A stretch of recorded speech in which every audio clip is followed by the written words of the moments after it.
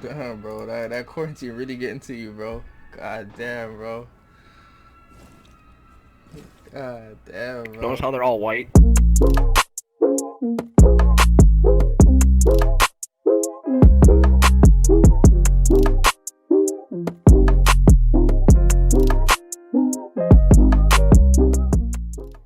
What's going on, YouTube? It's NoirExcellence once again, aka your auntie's favorite. And I got another video for you guys. But let's start this off properly first. I get it. It's quarantine times, right? You're scared, annoyed, lonely even. You haven't spoken to your significant other in a long time. You've masturbated 6 times now that your genie starts to hurt. Took a break, went to bed, ate some food, and it's still only 12 o'clock. You're a mess right now. I understand. So in that case, let me help you help yourself by recommending some games I believe to be worth your time during this lonely period. First game to talk about is No Man's Sky. No Man's Sky is a survival game based on exploration that was developed and published by the talented people over at Hello Games. The game has you mining for elements which you need in order to build certain objects, or using them in order to recharge your thermal suit, which protects you from the harsh weather of the planets that you venture to. This game is also heavy in exploration. No matter where you look, there's always something new to find. For example, there's new creatures to see and scan, new plants or rocks that you can mine, which ultimately help you in your quest to be the coldest killer in the space. Also, quick tip, guys, that I learned: cobalt is your best friend. Trust me on this. Find a cave, look for the surrounding rocks, and mine them. If you just spend about, 10 to 15 minutes, you'll make some bread, bruh. And how else you gonna pick up all the baddest alien women if you ain't got no money, bro? Come on. Come on, dude. Come on. But anyways, in my personal opinion, I've clocked over 10 hours into this game now, and I can definitely tell you that this game is an enjoyable play. From the minute you start this game and you get a grip of the basics, to when you get your ship and now you're cruising through the ends in space, you're having fun. Seriously, this game does a great job of making you feel relaxed and piquing your interest enough in each area to the point where you'll be exploring and finding new elements to build these new attachments or creations rather than you focusing on the main mission. And I really do appreciate that. I don't have much to say about the story currently because I'm not that far in the game, but from what I understand, you have no recollection of what transpired that brought you to this point.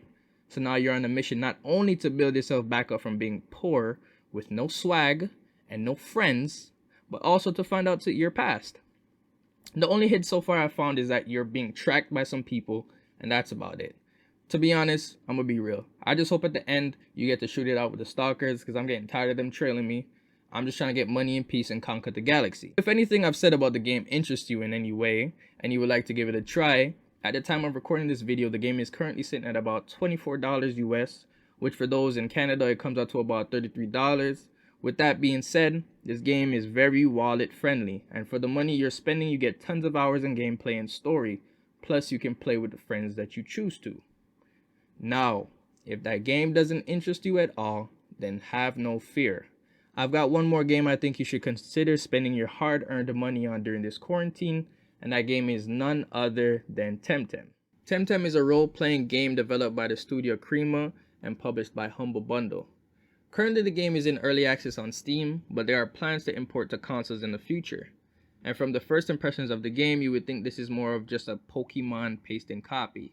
But contrary to that belief, this game differs in the fact that it's always online, meaning that at all times you can view other players in the world, interact with them through emotes, battle with them, even play in co-op with others if you choose to.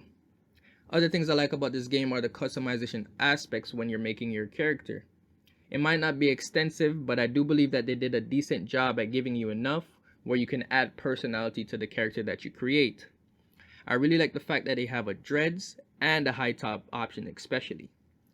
Now when we're talking about the battle system, the main difference in this game is the fact that you throw out 2 temtems at a time when battling, giving this game more of a tactical approach. You can choose which 2 temtems to start a fight with at any time by simply switching them on in your squad menu or at the bottom right of your screen. But when it comes to battling others, that tactical approach does start to show. The moves your Temtem uses relies on stamina to perform, and when that is depleted, the move performed will take points off their health due to overexertion, making you now think about when to use certain moves in combat. And knowing the fact that you can put yourself at a disadvantage for being like careless, it really does tickle my game vibes, right? Pause, super pause. Another quick note about the combat that I really like are the animations. They just add some visual appealing touch to it while I'm gaming. I know some might not care much about it, but when it comes to turn-based combats, animations do matter to me a little bit because the game revolves around you battling for hours and hours. The game is also very colorful and bright, and I do like that because the colors do seem to pop, making the game not feel too dreary or too boring. I like that about the game.